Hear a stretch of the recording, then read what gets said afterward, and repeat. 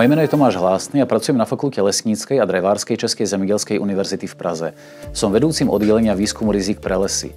Toto oddelenie bolo založené v roku 2024 v reakcii na dramaticky sa zhoršujúci stav lesov v Európe a hlavne v Českej republike.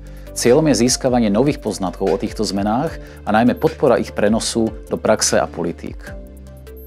Venujeme sa výskumu vývoja lesov v podmienkach zmeny klímy a možnostiam adaptácie ako lesov, tak aj lesníckeho sektoru. Dôležitou oblasťou nášho záujmu sú prírodné disturbancie, ako sú výchrice, požiary, premnoženia škodcov alebo biologické invázie. Dopady týchto faktorov boli v posledných desaťročiach naozaj devastačné a v súvislosti so zmenou klímy sa budú ďalej zhoršovať. Čo je jeden z dôvodov, prečo im v našom oddelení a zároveň všeobecne vo výskume venujeme maximálnu pozornosť. Snažíme sa vidieť do budúcnosti a hodnotiť možné dopady našich súčasných, ale aj minulých rozhodnutí.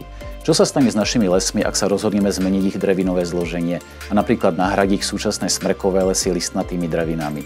Alebo čo sa stane, ak sa rozhodneme využiť nepôvodné druhy drevín, napríklad severoamerické? A aká bude cena ignorovania adaptácie na zmenu klímy? Hľadanie odpovedí na tieto otázky je veľmi dôležité pre formulácii nových postupov manažmentu, ale aj lesníckych politík. V tejto oblasti intenzívne spolupracujeme napríklad s Ministerstvom zemědělství Českej republiky alebo s medzinárodnými organizáciami, ako je Lesnícky Európsky inštitút alebo Ministerská konferencia o ochrane lesov v Európe známa ako Forest Europe. Naše praktické výstupy z oblasti manažmentu rizík, ako napríklad správa Život s kúrovcem alebo politický dokument Management premnožení v 21.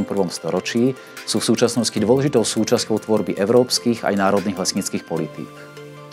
Sledujte naše výstupy a tešíme sa na ďalšiu spoluprácu.